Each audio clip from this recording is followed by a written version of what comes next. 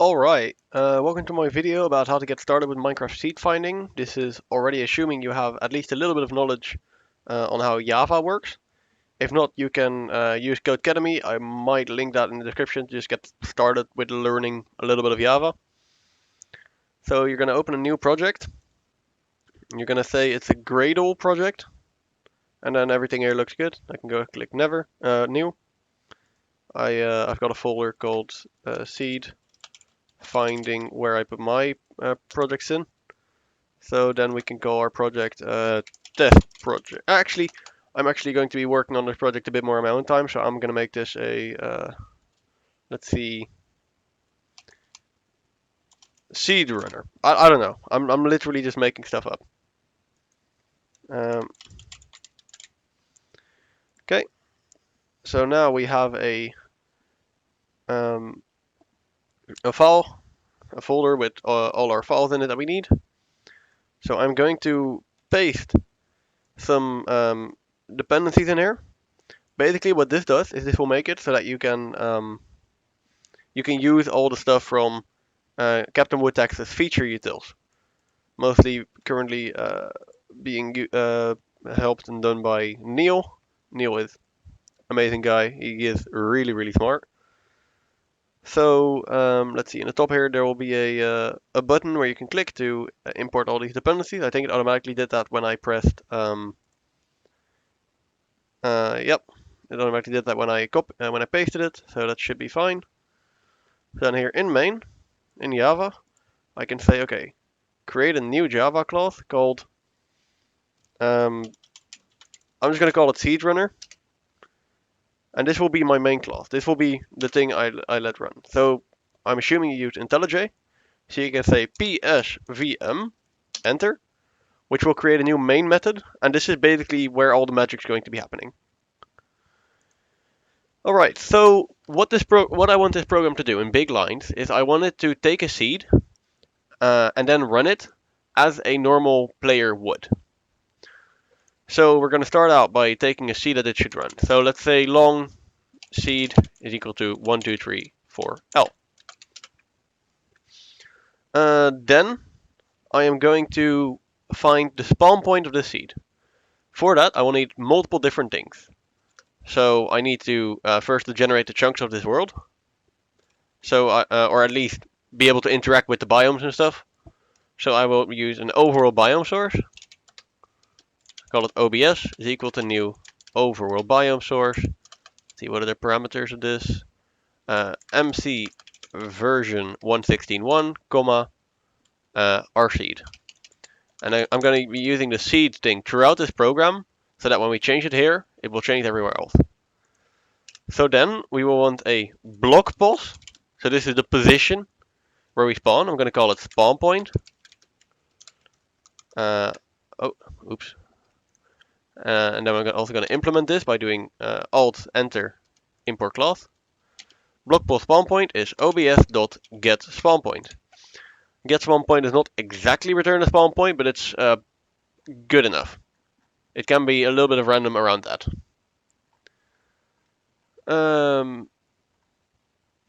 Alright. So then once we have the spawn point, I am going to find the 4 nearest villages around that area. So I'm going to say, first I need to make a village object so that I can like do stuff like find villages in regions. So I can say village is new village. And I think that only uses a, let me actually import it. I think that only uses a MC versions. 1.16.1.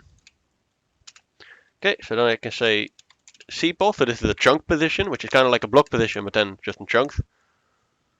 So cpos village 1 is village.get in region seed, comma region x, comma region y, comma, and now it wants the chunk round. So first of all, some more before I add the chunk round, I want to give some more information on what this village.get in region does. So Minecraft worlds are divided up into regions. I think they are standard for most structures, 32 by 32 chunks. And by doing get in region for 0, 0, I will get the region, or yeah, in this case, by get in region, the village in region 0, 0. So starting from 0, 0, that's in positive, positive. So this will find something in, for example, block position 320, 370, whatever. And then I have to pass along the seed, region X, region Z, and also a chunk round. And this is basically just a random object. The reason why you have to pass it along is so that when you, it doesn't create like a new random object every single time, because you're gonna have to do a lot of these calls, and that will use a lot of memory. It will be very inefficient, so it's a lot better to just have one created once, and from there on just from there on just pass that one along everywhere. So I can say chunk rand equals new chunk rand. And then I can pass this chunk rand along. And then it will do all the calculations, all the random calls. It will do that in here. And I can say c pos village2 equals. So this is the pos village.getInRegion region seed -1 0 chunk rand. And I can actually copy this 2 more times.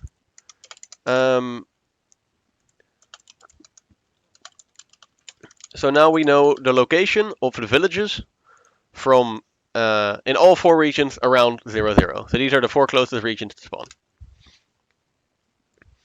And now I want to see if there is a village that is closest to spawn. And now what I'm actually going to do, I'm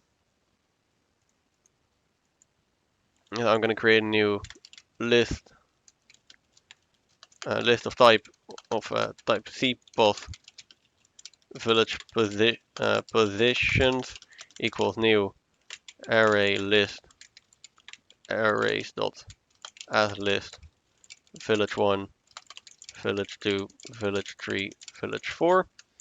So this allows me to just quickly have a list of all the village positions, and then I can say for cpos village position in village positions. So now I can say for every, I'm just going to loop through all these village positions, and then that will be stored in this cpos village position, and then I can do what I want with it. So I can say first int smallest distance is equal to integer.max value, and this is just to keep track of which village is closest, and also cpos closest village equals new cpos 0, 0. And what I put here doesn't really matter too much. I just put something there either way. So now I can say int distance equals. So now we want to compare, or we want to calculate the distance between the spawn point, so the place where the player will spawn, and these 4 villages. So we can say spawn point dot distance to, and then here we have to give the block position of what we want to calculate the distance to. However, this village position, as I said, is a chunk position, so then you can do 2 block balls. And then it also has to give a measure, so I will say Euclidean.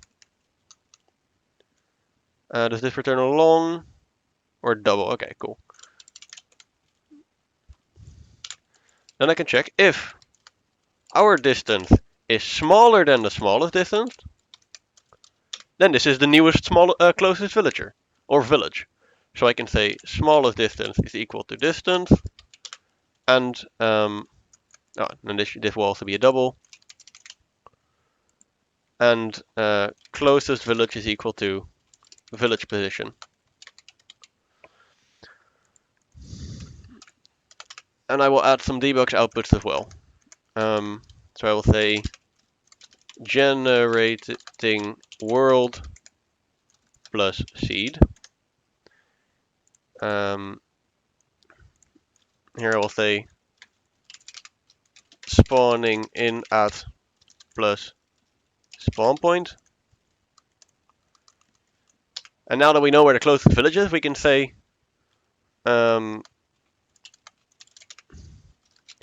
heading to closest village at plus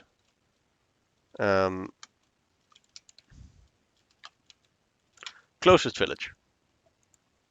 And then since that's a cpost, we have to convert it to a block post. So now what I can do is I can run this program, and hopefully I will not have any errors. Yeah. So it generated the world 1, 2, 3, 4. It spawned in at 8, 8.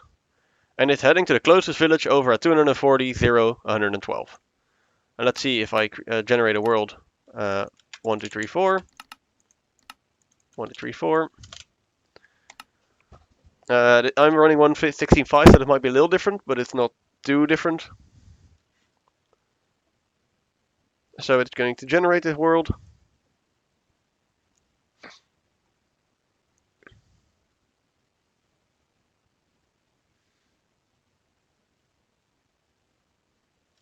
Okay, we spawned at approximately somewhere around 808. Again, this is an approximation. And then we went to 240, 0, 112. So I can the character can worry about grabbing wood later. We'll figure it out as we go. But if we go towards positive, positive,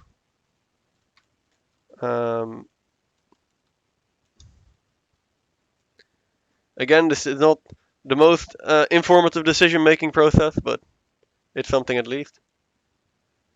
A real speedrunner would have reset this, but there we go. So our character has noticed that there's a village over here, and it goes here, it makes some tools, it grabs some beds, etc. So we know now that our program can, within 10 minutes, figure out where we spawn in the world, look for all villages in the world, and then find the closest village to him in that world.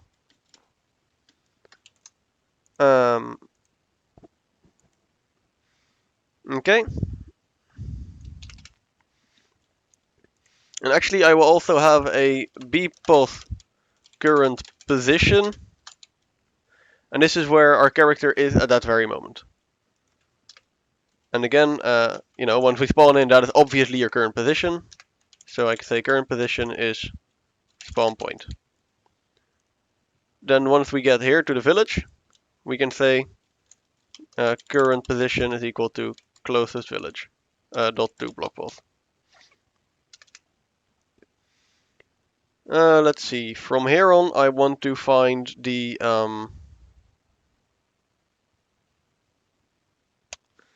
I'd say either the closest ruined portal or the closest lava pool. However, I don't think we have ruined, I don't think we have lava pools mapped out that well yet. And if we have, I've never used them. So I'm going to figure out, what region this village is in, and then I'm going to find the closest ruined portal to that. So then I can say, okay, int region x is equal to 0 if so what I'm going to do inline is I'm going to say if our closest village dot get x, if that's bigger than or equal to 0, then our region x is 0, and otherwise it will be -1. And I'll do the same for the z. So if it's bigger than or equal to 0, then it is 0, otherwise it's -1. Oh, sorry, then it's 0, otherwise it's -1. Fucked up my syntax a bit there. And then in the same way I can say, okay, the region z is the z of the village. If that's bigger than 0, then it's 0, and otherwise it's -1. Then I can say cpos ruined. Oh, actually, I first have to create a ruined portal object. So I can say ruined portal equals new ruined portal. Oh, that's not what I wanted. Ruined portal, and again, because or in this case, because ruined portals can spawn in the overworld and the nether, we have to first give it a dimension and then a version. So then I can say dimension.overworld, comma, MC version 1.16.1. And then I can say cpoth closest ruined portal equals ruined portal.get in region X, region Z. Oh, and also the seed command. Yeah, I will come to eat in a little bit. I will finish up recording this video. And then again, we have to pass our chunk rand along so it can do the random calls there. Okay, and then we can say, well, I can again grab the 4 closest villages to ruined portal to this, but I don't have that much time for that. So I'm just going to say system out heading to ruined portal at dot closest ruined portal dot to block boss, and then current position is equal to closest ruined portal dot to block boss. And not only that, but I can take it one step further. I can say list, or actually I have to see how he does it here. So I can say ruined portal dot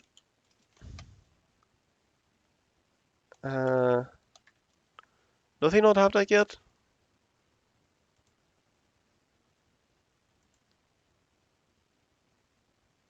Fair, whatever. I have a project called Minecraft Loot Bullshit. I will go to that real quick. From that, I will go to the SeedFinding directory and go to Ruined Portal Loot. And I will copy some lines from there. Okay. So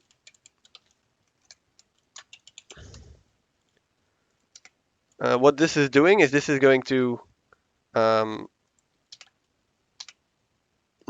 generate the loot for the Ruined Portal. So to this get decorator seed, I will pass along the seed, the block where the Ruined Portal starts.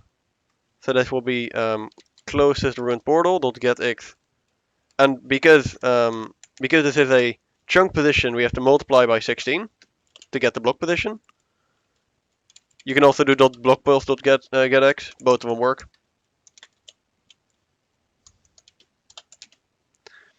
Okay, so here we set the decorator seed. We get the next long, which basically just gets the seed for the loot chest, and then we will get the item list. This will be a list of item stacks. Okay, so then we can say for item stack stack in item list. Oh, it should be capital S. Print looted dot plus item stack dot get count plus a space, and then I can say item stack dot get item dot get name. So what this will do is it will go through the Ruined Portal loot chest, and it will find all the items in it and say, okay, I looted this many of this, I looted this many of this, I looted this many of this. Okay, so let's run this. So here he will start in at 88. He will go to the village at 240, 112, where he already went. Then he went to the Ruined Portal at 128, 320, and he looted 5 old ingots, 2 fire charges, and a bell. Okay, interesting. So let's go back to our world over here. And then I can say locate Ruined Portal. Again, this is exactly the position that we saw, 128, 320. And unfortunately, this one is underground, so I'm going to have to do some more checks about...